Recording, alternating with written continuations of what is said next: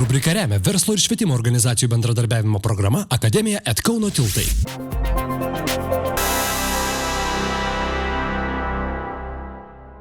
Sveiki! Šiandien įdomiojoje inžinerijoje susipažinkime su povandeniniais kabeliais. Ar žinojote, kad pirmieji kabeliai jau buvo pradėti tiesti XIX amžiaus viduryje, o puikiai funkcionuojantis 1866 metais nutestas povandeninis kabelis tapo jungtimi, kuri ne vienerius metus palaikė ryšį tarp Amerikos ir Europos žemynų. Daugeliui atrodžiusi neįmanoma užduotis nuolatos bendrauti su kitais pasaulio žemynais telegrafu buvo įgyvendinta. Įdomu yra tai, jog šviesolaidiniai kabeliai yra tokio pat storio kaip ir plastikinis butelis.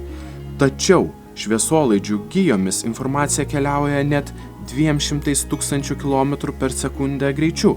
Šiais kabeliais perduodamas interneto ryšys aprūpina 99% visų vartotojų. Ir jis yra kur kas pigesnis ir gerokai greitesnis negu siunčiamas palydovais. Tačiau kabelius tenka labai saugoti. Juos iki šiol neretai apgadina rykliai, o tai dažnai sukelia didelius nemalonumus. Su šia problema yra stengiamasi kovoti.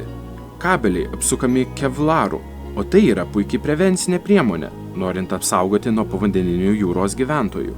Elektrą tiekiančių povandeninių kabelių istorija prasideda kur kas vėliau.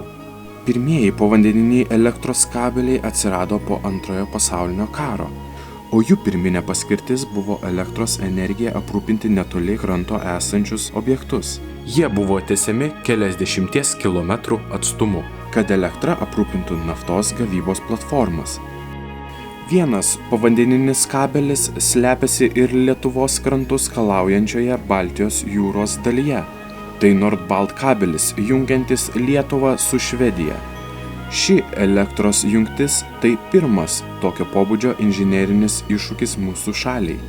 Kabelio klojimo darbai prasidėjo po išsamių galimybių studijų ir jūros dugno tyrimų. Apie 2008-2009 metais buvo patvirtintas visiems gerai žinomas Baltijos regiono rinkos sujungimo planas arba Baltic Energy Market Interconnection Plan, kurį patvirtino regiono premjerai kartu su Europos komisija. Ir pasakė, kad šitas projektas kartu su Litpoliink jungtimi yra prioritetinis ES projektas, sujungiantis energetikos sistemas, eliminuojantis energetinės salas, užtikrinantis energijos šaltinių diversifikaciją, rinkos konkurenciją ir atitinkamai geresnės kainas. Nord-Balt kabelio tikslas nėra vien elektros kaštų mažinimas Lietuvoje, bet taip pat ir energetinės nepriklausomybės stiprinimas bei tvirtas pamatas prekybai tarp Baltijos ir Šiaurės šalių elektros rinkų.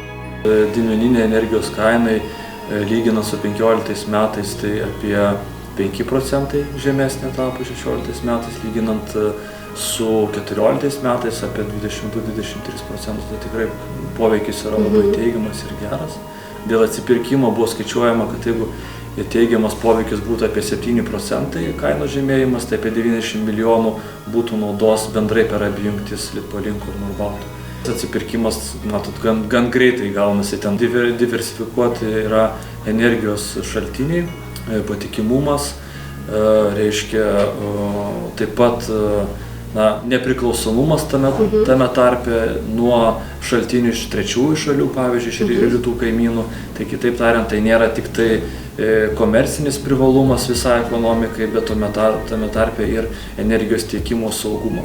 Jeigu kartais Švedijai reikėtų tos energijos, jeigu kartais Švedijai pakiltų kainos, tai Lietuva ir galėtų eksportuoti Švediją, nes ta kryptis visą laiką priklauso nuo rinkos situacijos. Taip pat, nežinau, ar avariniais režimais irgi galim panaudoti šitą jungtį, jeigu kartais Švedijoje, nežinau, kažkokie tam tikri generatoriai atsijungtų, tai irgi yra didelis privalumas. Šie povandeniniai kabeliai nėra naujovė pasauliui, tačiau tai yra visiškai naujas iššūkis mūsų šaliai. Kitoje laidoje papasakosim, kokie inžineriniai sprendimai Nord-Balt daro ypatingą, bei kaip kabelis sėkmingai sujungia Švedijos bei Lietuvos krantus.